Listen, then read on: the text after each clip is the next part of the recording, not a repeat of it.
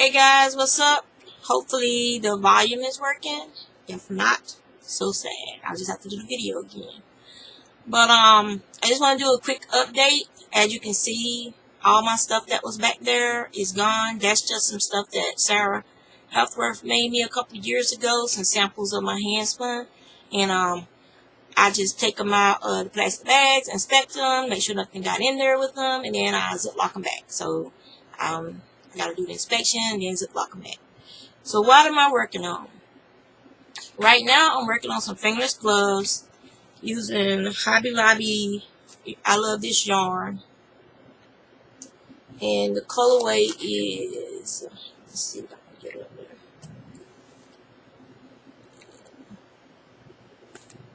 There we go. Oh, upside down. Sorry. Still gray. I'm making these fingerless gloves for my son. Every year I make him a couple of pair. He loves wearing them. They're like a security blanket. I think I've told you guys that before for him. So I just put in the what do they call it? We're gonna make the thumb. I can't think of the name right now, but I just put it in. And so yeah, so I'll be done with these by tonight. And I'm thinking about doing the thumb in a separate color. I had to go and get one ball of this because this is all I have left. I think I made a hat or something with it before. I can't remember, but this is all I had left, and that's not going to be enough for me to finish that glove and make both the thumbs. So whatever is left, I'll make another hat from it. The next thing that I cast on this morning was using some of my Malabrigo that I have. I don't remember what colorway this is, but I think it's the Rios. I'm not sure. I know I've spun this colorway before. I think it's the Pietra or something. But it's been sitting over there for a long time, like over 2 years.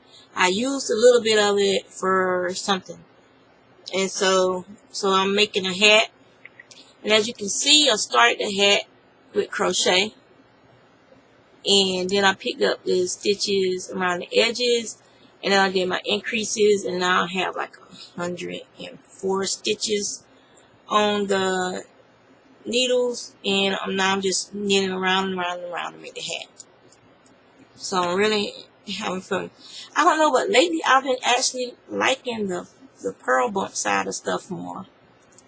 Like, I mean, once you weave in the ends, you can wear it on either side. Because I'm just going to do probably a 2x2 rib for the bottom of the head. So those are two of the projects that I have on the needles. I also have a third project on the needles, and that is this Knit Picks yarn. And it's a sock. I added a couple more rows to it. It's self-striping. And the colorway is Foxglove, I believe. Yeah, Felici yarn.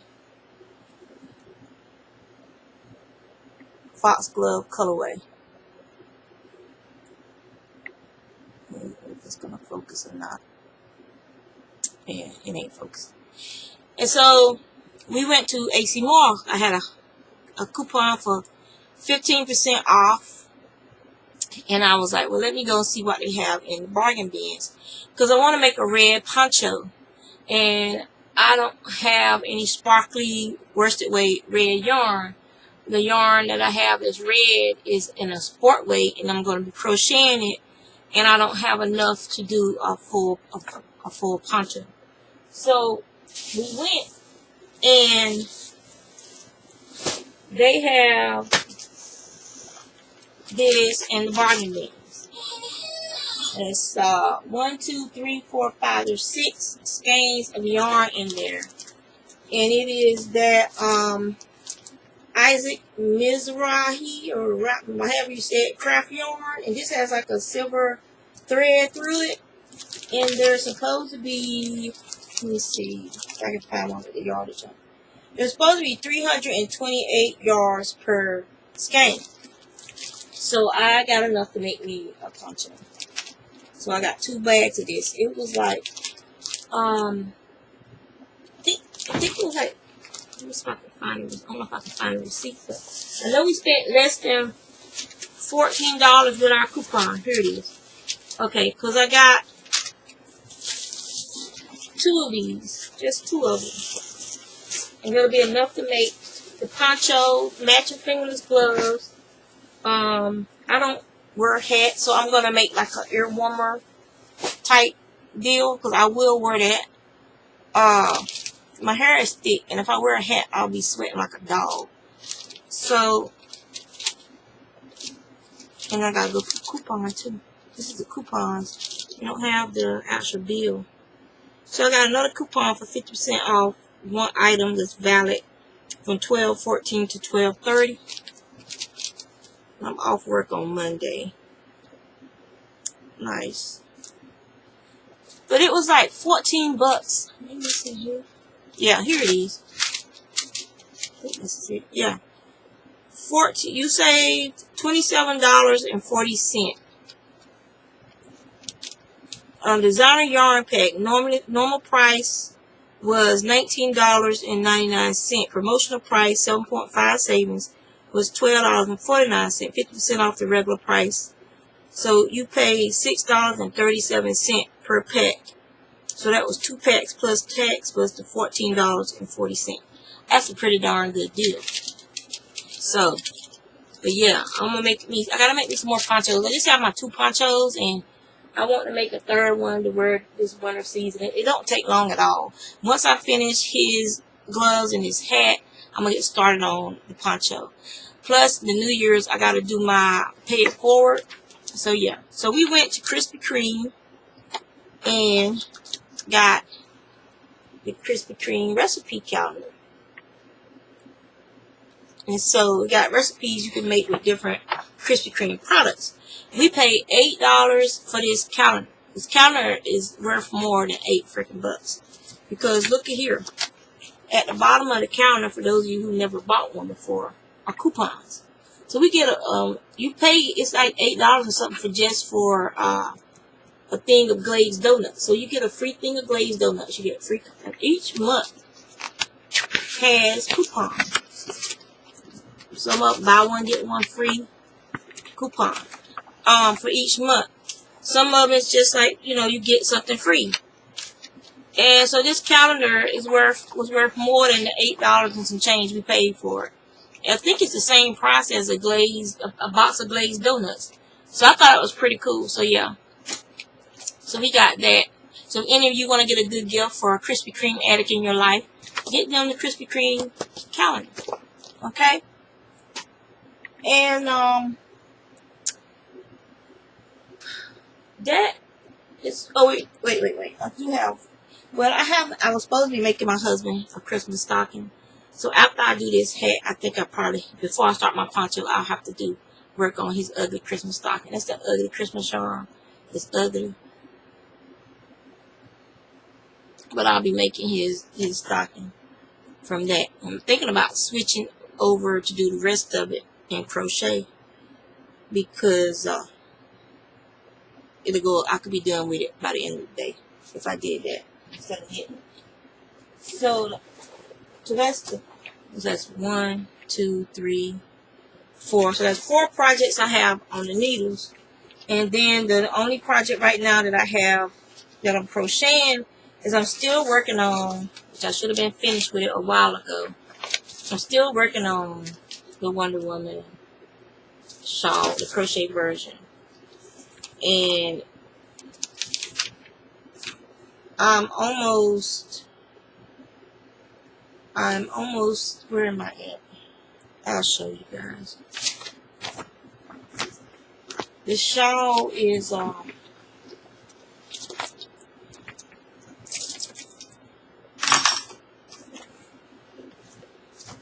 it's a lot of keeping track of where you are and counting. And y'all know me, I like stuff that's fast and fast. So, okay. Trying not to unravel. anything, because then I gotta count the whole row again where I stopped at. Probably gotta count anyway, because I really don't remember which row I stopped at. So mark it down. So this is where I am so far. So I've gotten the W part right here. Okay. And so once I finish this and block it out, then I'm gonna go and probably put a fringe on the bottom or something, because it's not turning out as big as I expected it to be. And I'm using worsted weight yarn, and I'm using an eye hook. I should have used a J or a larger hook and to make it bigger than this, but overall I'm pleased with the way it's turned out. I mean, it's wide, it's plenty wide enough. I mean, so it's gonna be plenty wide enough. I just don't know about the depth of the shawl, so I might pick up the bottom of the stitches and put like virus along the bottom or something. I don't know. I expect it to be a lot. I expect it to be bigger than this. Because in the picture, I wonder if she held her yarn double or something. Because if you trying to make it so you can't see the pattern, let me see if I can find the picture. I mean, it's a free pattern, but you know, some people are strange. I don't want nobody coming after me.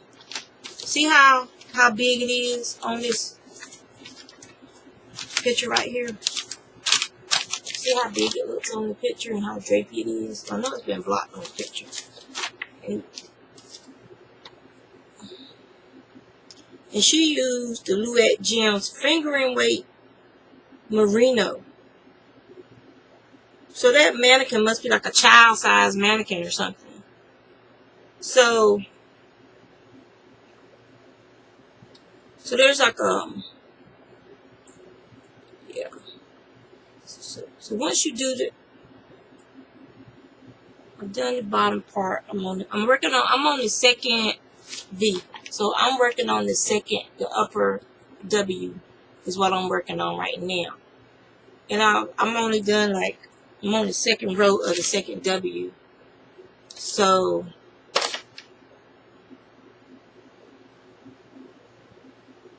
2, 3, 4, 5, 6, 7, 8, 9, 10, 11, 12, 13, 14, 15.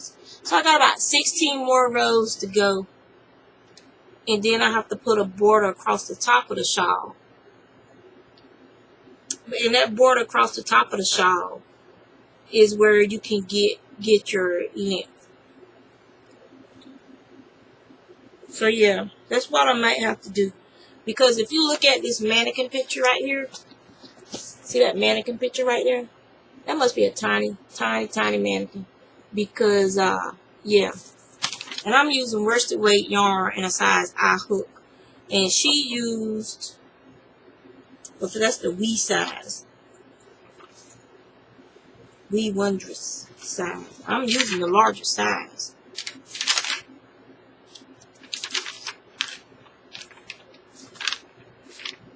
The wondrous size. So the wondrous size makes it bigger, and that's the size I'm using. There's a separate chart to make it even bigger. But so yeah, that's what I'm doing. I wish she would have just put them on different patterns. You know what I'm saying? Like each pattern, like the wee size on its own pattern, the wondrous size on its own pattern, the extra wondrous size on its own pattern. That would have made it a lot easier, and plus I wouldn't have me doing no math trying to figure this crap out. But yeah, that's what I'm working on. And I had to take a break from this because, like I said, it's a lot of paying attention to where you are in the pattern, what are you doing in the pattern, and whatnot. So yeah, it don't look so wondrous size to me. So yeah, I'm wondering if they're using like French sizes, but a French person is bigger than a toothpick is an extra large. So yeah, I don't know what kind of sizes they're using. So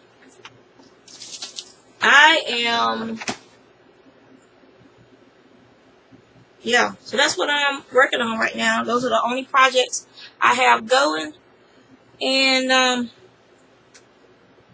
hopefully I'll have them finished soon so I can get started again on trying to empty out my acrylic bins. I was doing so well, and then someone gave me yarn for a Christmas present. 5 bulky skeins of yarn of acrylic for a Christmas present. And yeah, so that's pretty much all that's going on. I'll let you guys know, but I'm really happy about doing this hat in Malabrigo. This is from my bin of yarn purchased at Baba Chic, and I only have one bin of yarn that I purchased at Baba Chic. So I'm working on that bin. That's the first Malabrigo project. And then I have another one that's already balled up. So, and I have some Matosh and stuff in there too, in that bin. So yeah. So I figure this year is the year of the poncho for me. I can get rid of a lot of my yarn if I just make it the ones that I have enough skeins of to make ponchos. And then I can have like my poncho collection. But it'll get rid of a bunch of that yarn in those bins. And yep. So I want to get my room back to the way it was before I became a fiber addict. Not a yarn addict, because I never became a yarn addict, but I became a spinning and fiber addict, and that increased my yarn stash by hundreds of skeins of yarn of my own hand, my own efforts with my own hands. So I'm gonna let you guys go. I just want to do a quick update for you, and show you all I was working on. I still have my that I won from Arctic Knitting Podcast. I still haven't started on anything in that book. So it's just a lot going on. Health wise, I am an insulin dependent diabetic. Let me tell you what I find out. I don't know, did I talk to y'all about when I went to the endocrine specialist? I think I did. But anyway, he took me off metformin, so I don't have to worry about being sick no more. Some people simply cannot tolerate metformin, and I'm one of those people. Even if 500 milligram metformin made me throw up, gave me other issues, and then instead of increasing my insulin, my doctor kept increasing my metformin, and that was doing nothing other than make me sick and not want to take the meds, because who wants to take something that makes you feel like you're gonna die every day? Every day you want to throw up, you're throwing up, or you have diarrhea, or you shaky, you sick, your stomach feels like it's being turned inside out and raw. You're throwing up so much your throat is getting raw. You're sitting there trying to hold down bowel because you're tired of throwing up. And the doctor isn't listening to you when you tell them that you simply cannot take that medication. It just makes you so sick. Seriously, that medicine made me feel so bad that I wonder, like, I know why people commit suicide now. If I felt like this every day, just from feeling like this, can you imagine how you feel when you're purposely making yourself sick like that by taking a medicine that's supposed to be helping you? So he said, you simply cannot tolerate metformin. He took me off of it. Just like that. One appointment took me off of it. He said, you are an insulin dependent diabetic. Your pancreas simply does not function properly. Your daily intake of insulin needs to be increased per meal, before and each meal, and then you need to adjust your insulin after the meal. 2 hours after you eat, you need to check your sugars. If they're still over 200, you need to take more insulin. And so this is what I've been doing. And I actually woke up this morning and my insulin was at 100. I'm getting emotional because my diabetes has been treated wrong for years now. And I feel like I'm making progress, that, this is a breakthrough to consistently have my blood sugars under 200 just after, this is just the first full week after my appointment, and my blood sugars have been consistently in the 200s or below 200s after eating, or when I wake up in the morning, it's been under 200, and y'all just don't understand it because it's like I thought I was doing something wrong. Like, I'm watching what I eat. I'm losing weight. I'm walking. I'm, exercising. I'm trying not to eat bad things. Every once in a while, I'm a chocolate. I love chocolate. So every once in a while, I will have me some chocolate. Every once in a while, I will have something sweet. And that's normal. But the thing was, I wasn't told to 2 hours after you eat that, check your sugars and see if your body made any insulin to handle those sweets, and take you some more insulin. Take this much insulin. So I have all these new charts and stuff to use, and they're working great. And I feel like I just can't explain how I feel right now. That's all I can say. Is, I feel like I'm being listened to. You know what I'm saying? You pay all this money and you go see the doctors. Granted, I'm on TRICARE with military, but still, government's paying them all this money to take care of our health needs. And you feel like you're not being listened to. You just feel like you're not being listened to. And then to go to an outside doctor that they got to pay even more money to, and for him to simply explain everything to you, to listen to you, to actually read what you wrote down in your chart, because they have you write out about how you feel about your diabetes. They have you do a paragraph like this long to give you room to write, and any questions and concerns you might have about symptoms you're having, things of that nature. And and they read it, and then they go from there. So if you do not feel like your doctor is listening to you, if you feel like the way your treatment isn't working for you, then by all means ask to see a specialist in the field. If your insurance will pay for you to see a specialist, then you just have to pay. I only have to pay $12 copay. So if you can get an appointment with a specialist for your health issue, then go get it. Go let the specialist. Go talk to the specialist, because sometimes you have to go to somebody else. I mean, it's the government too, so my doctor hands might be tied as how she can treat my diabetes, what she can give me for my diabetes. Metformin is not the answer. Janumet is not the answer for somebody who can't tolerate those drugs. The answer is insulin.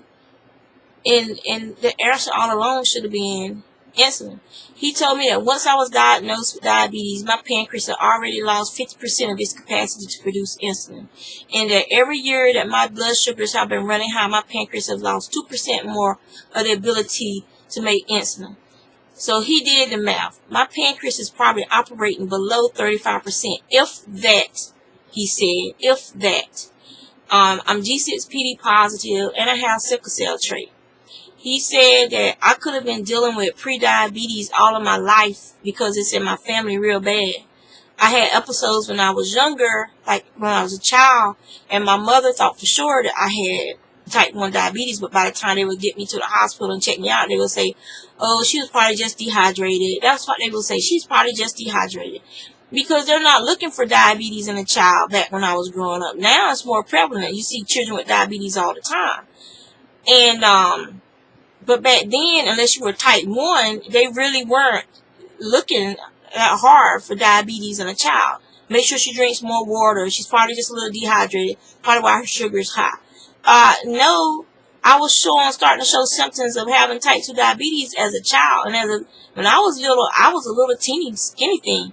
I was just a very athletic person growing up. Always out running around and stuff. So I did not present as a type of child who should have type 2 diabetes, but they didn't look at my family history. So just never take it for granted. If you got a child that's in your life that's thirsty all the time, that's peeing all the time, and complaining about their head hurting, complaining about being hungry even though they just ate, go and get them checked out.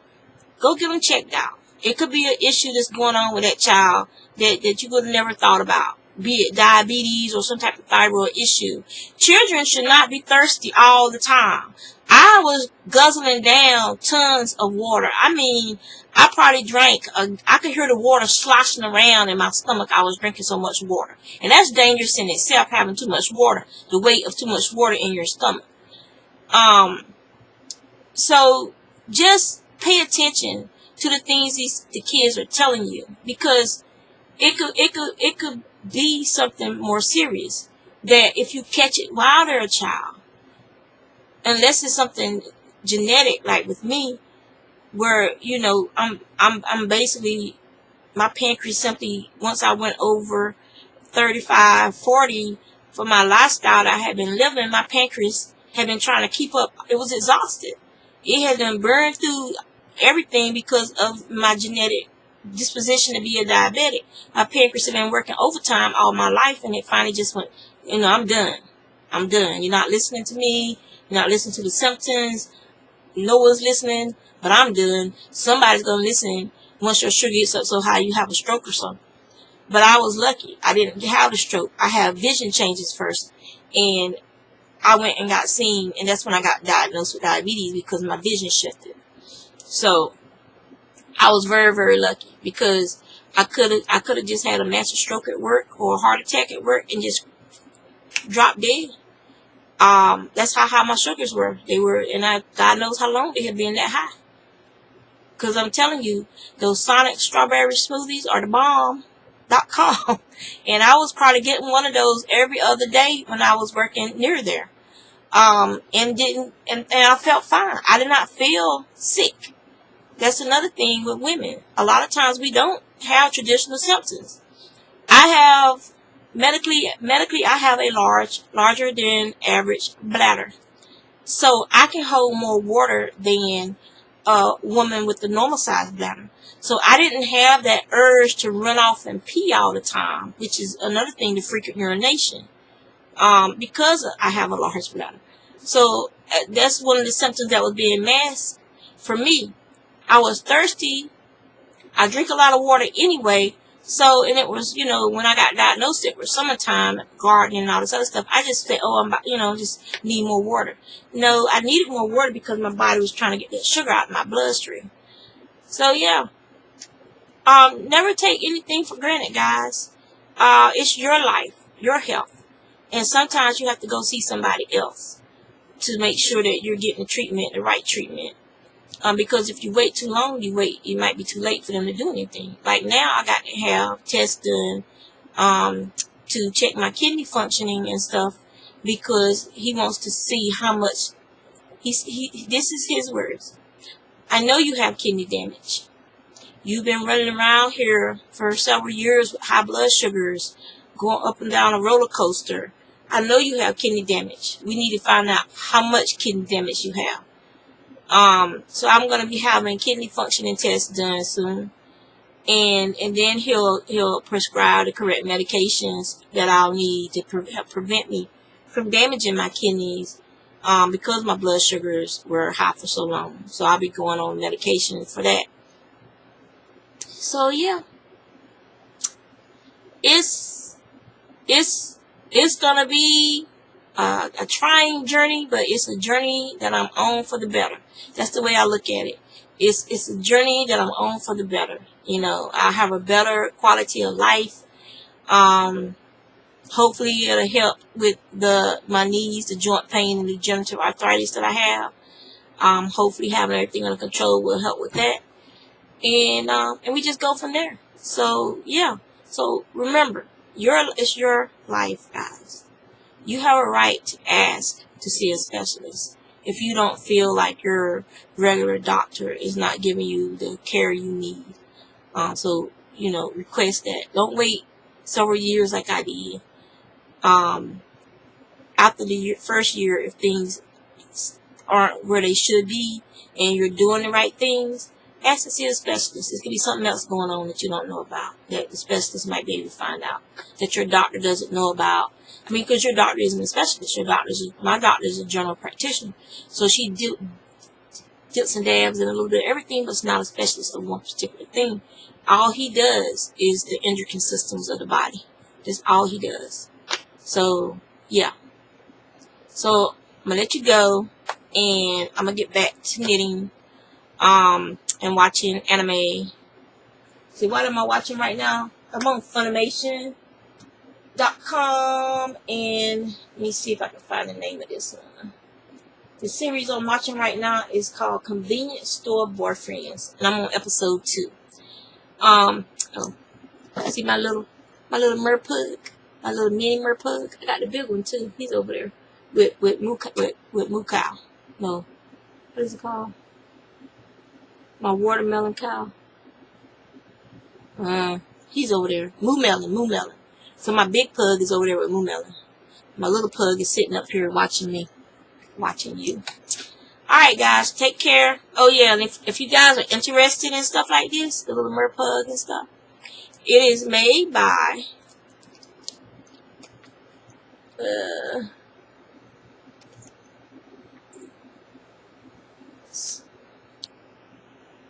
is it gonna focus? There you go. It's SHLII.com.